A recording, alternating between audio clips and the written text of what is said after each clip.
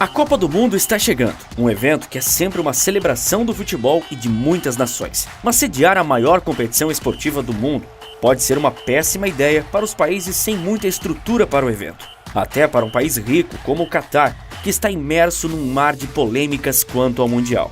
Nesse vídeo você vai saber quantos países mais ganharam sediando Copas do Mundo até hoje, como a FIFA ganha com os Mundiais, por que muitos europeus querem boicotar o evento de 2022? Por que essa será a primeira Copa que acontecerá fora dos meses de junho e julho? E o principal, vale mesmo a pena sediar esse tipo de evento ou é sempre um grande prejuízo?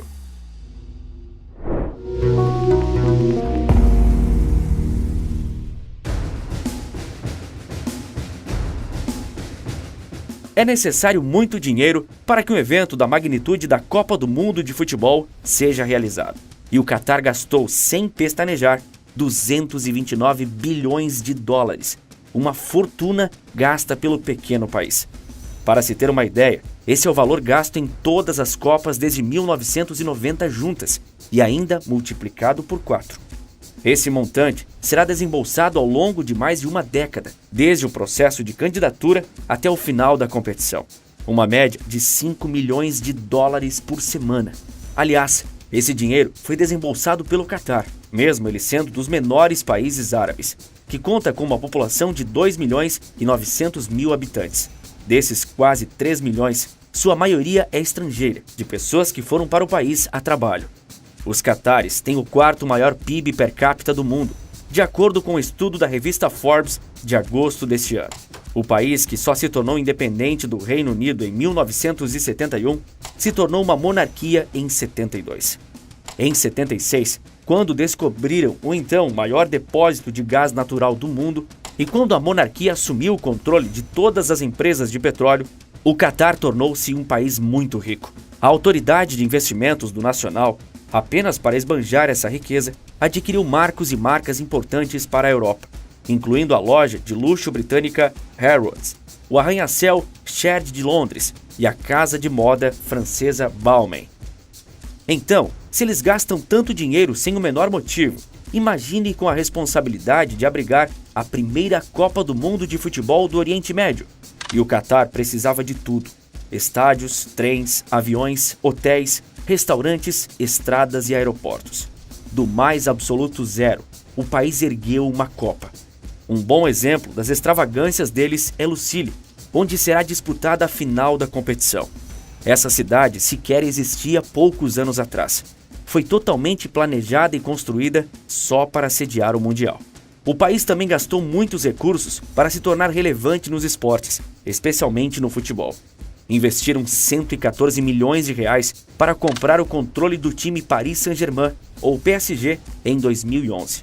Outra extravagância foi a compra do brasileiro Neymar, por 222 milhões de euros. Essa ainda é a contratação mais cara da história do futebol. Todas as obras feitas por um país sede da Copa devem seguir o padrão de qualidade da FIFA, instituição internacional responsável por organizar as Copas do Mundo de futebol. A FIFA traz uma orientação de como deveria ser feita a divisão de recursos, de acordo com as prioridades. 35% do dinheiro investido pelos países deve ir para a construção dos estádios, 13% para a mobilidade urbana, 6% para hotéis e acomodações, e, claro, de vários outros pormenores que entram na lista de gastos obrigatórios. Uma exigência importante da FIFA é que os estádios e demais dependências da Copa sejam zonas livres de impostos durante o evento. Assim, todas as receitas da entidade ficam sem qualquer tributação e os custos com hospedagem e demais serviços diminuem muito.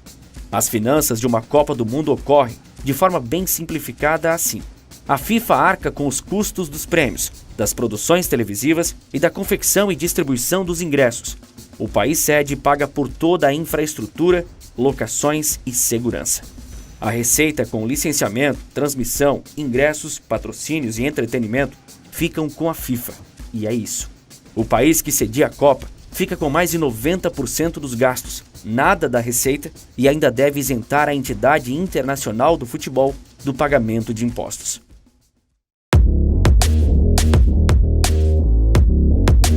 A candidatura do Catar para sediar a Copa é controversa desde seu princípio. E uma das primeiras polêmicas se relaciona muito com o tempo. Tradicionalmente, a Copa do Mundo de Futebol acontece a cada 4 anos, entre os meses de junho e julho. É o auge do verão no hemisfério norte, onde estão a Europa e o Oriente Médio, e no inverno para o hemisfério sul, onde o Brasil se encontra. Mas entre junho e julho, o calor que acomete o Catar é de derreter os ossos, com uma média de 45 graus Celsius. Quente o suficiente para que a prática de qualquer esporte que exija muito do corpo humano esteja fora de cogitação. Por isso, se tomou a decisão inédita de que a Copa do Mundo de 2022 seria a primeira na história a ser realizada entre os meses de novembro e dezembro, fugindo do calor descomunal da área desértica e ocorrendo enquanto as temperaturas estarão mais amenas, por volta dos 20 graus. Só que essa mudança atrapalha muitos torneios de futebol no mundo todo, principalmente na Europa, de onde saem 13 dos 32 países que jogarão o Mundial. Foram adiados torneios na Alemanha, Itália, Espanha, Inglaterra e a Champions League por isso. Houve grande prejuízo, desde patrocinadores, direitos de transmissão, pois eles enfrentam um forte calor no verão, quando tradicionalmente acontece a Copa. Em outras palavras, muita gente pensa que o Catar não deveria nem ter sido considerado. Mas este está longe de ser o único problema quando se fala em Copa no Catar.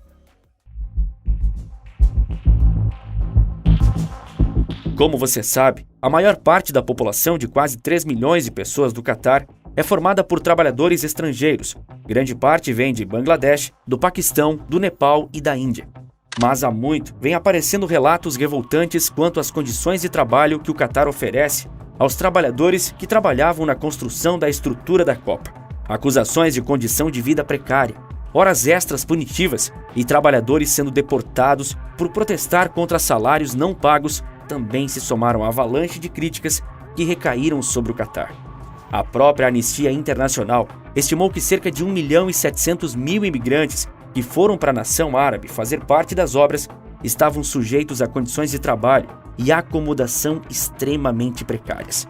Mas a parte das acusações contra o país é a denúncia de que cerca de 6.500 trabalhadores perderam a vida e outros milhares ficaram feridos nos gigantescos projetos de construção do Catar. As autoridades do país negam enfaticamente essas acusações, mas admitem que ocorreram mortes sim, no processo, mas não milhares, apenas 37.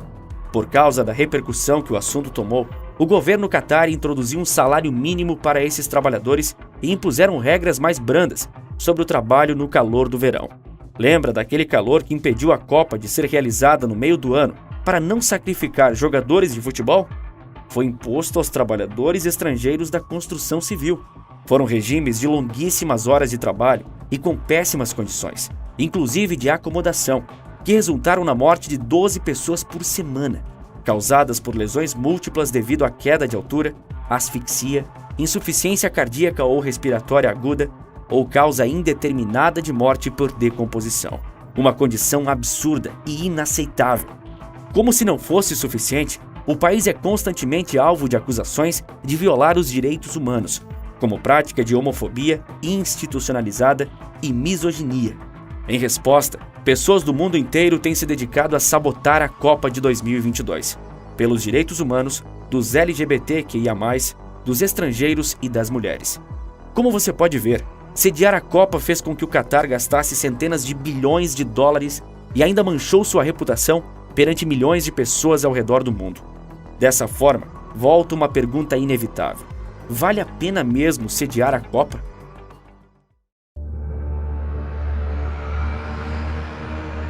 Como a Copa do Catar ainda não aconteceu, só iremos ter essa resposta em alguns anos. Mas, por agora, nós podemos sair desse país distante e vir para cá, para o Brasil, e analisar até que ponto foi uma boa ideia sermos os anfitriões da Copa do Mundo de 2014. O Brasil já entrou perdendo, porque na época estávamos no princípio de uma crise econômica e no meio a uma crise política. Somado a isso, surgiam a todo instante notícias de construções superfaturadas, com estádios custando várias vezes mais do que o inicialmente previsto. A Copa brasileira foi cara, muito cara. Claro que a comparação com a próxima Copa deixa qualquer evento esportivo da história no chinelo quando o assunto é dinheiro gasto. Isso, porém, não exime nem muda o fato de que o Brasil também teve seus gastos estratosféricos. O Estádio Nacional Mané Garrincha, em Brasília, foi orçado no início em 500 milhões de reais, mas ao fim de tudo custou 1,5 bilhão. Hoje, como o governo do Distrito Federal não conseguiu arcar nem sequer com seus custos de manutenção, muito menos prosseguir com os investimentos previstos no plano piloto da Arena, o complexo está nas mãos da iniciativa privada, servindo como garagem de ônibus. O estádio mais caro da Copa de 2014 recebe apenas alguns jogos de futebol a cada ano e já chegou a ser usado como escritório para órgãos do governo local. É evidente que todos os países esperam se beneficiar de uma Copa e atrair turismo, como a África do Sul e Barcelona fizeram, de forma competente quando foram sedes. Mas a África do Sul foi uma exceção, pois a regra é que os países que mais se beneficiam da Copa são os que têm menos coisas para construir para recebê-la. Isso porque já possuem infraestrutura pronta, como é o caso da França em 1998 e dos Estados Unidos em 1994. Os dois países já tinham comércio robusto, sistema de mobilidade urbana desenvolvido, hotéis de alto nível e, claro, muitos estádios prontos ou que necessitavam apenas de modestas reformas para receber o campeonato mundial. No curto prazo, todos os países saem ganhando com a criação de empregos temporários e turismo, por exemplo. O problema é o que acontece depois. No total, o Brasil gastou 25 bilhões de reais para receber a Copa do Mundo de 2014. E eu volto a te perguntar, valeu a pena? O que realmente coloca um país em posição de destaque perante o mundo? Sediar um evento de futebol ou diminuir a pobreza? No Brasil, de 250 mil a 1,5 milhão de pessoas foram removidas de suas casas para a construção da infraestrutura e dos estádios.